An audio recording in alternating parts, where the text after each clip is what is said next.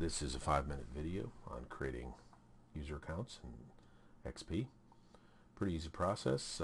You need to have an administrator account. We're going to go down to the Start button and Control Panel, and we're going to bring up User Accounts. And we're going to say Create a new account. Now, you always want to have everyone have at least one account that you use exclusively, because that's, in a lot of cases, that's tied to your digital identity. There are certain things that only your login account should be able to do, and that you only want it to do. There are a lot of things later on that will be related to file encryption and even embedded information into your account that deals with certificates and things like that. So your account is your personal account, and you want to make sure it's only used by you. Now, the original way that accounts were set up, quite often, they might use your first name and then your last name. They might use your last name and your first name. They would even set up first initial and last name. One way that I used to really like was to use your last name and first initial. That way it ended up in alphabetical order in a directory. But the more conventional current thought is to actually set up your account with a little bit more difficulty in remembering the login name, so that it becomes one more small thing that protects your account, because a lot of people don't immediately know what your middle initial is, so that gives them a little less information that they might try to use to hack your account. So I'm just going to pick one at random here, and I'll say next. And then you want to decide if it's going to be an administrator account or a limited account.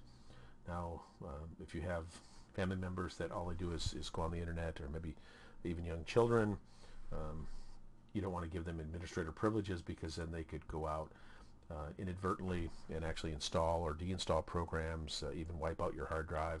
A lot of things out on the internet are out there to harm people.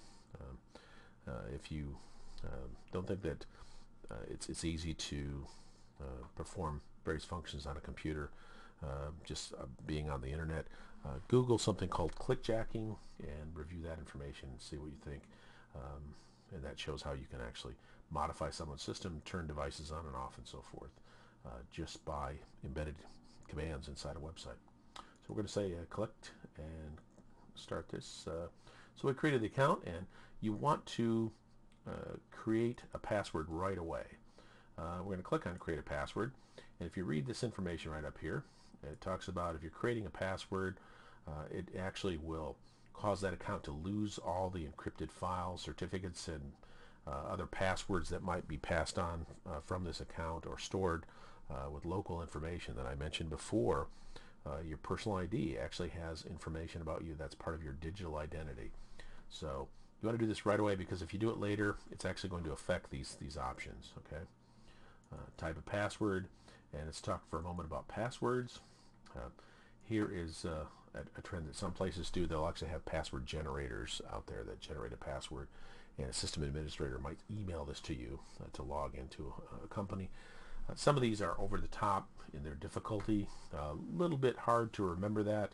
I always hated that when they didn't have what's called single sign-on, where you weren't able to have one password and one account to get to a lot of different sites and devices within a company. And the system administrators would send you accounts like this that you'd have to have different passwords like this for a number of accounts, and then they would say, whatever you do, don't write them down. Well, pretty difficult to remember passwords like this. So there are more reasonable ones that usually fit within the security policies. And here's a couple that aren't too bad. They just use acronyms. This first one is water, water everywhere, and not a drop to drink. Maybe that's the year that you read the poem the first time. Second one is A+ Guide to Software by Gene Andrews. Maybe that's the publishing year. And then here are some poor passwords, poor choices. They're too short. They're very, very simple. Use dictionary words. And in this case here, this is an example of, I worked for a guy one time that he would use his kids' names for passwords all the time. People use everything from their dogs' names to just simple logins. Maybe they add up a number on the end and then keep sequencing that. So you want to make your password at least 8 characters using upper and lowercase characters, one number. Try to make it as difficult as you can, but not too difficult so you can't remember it.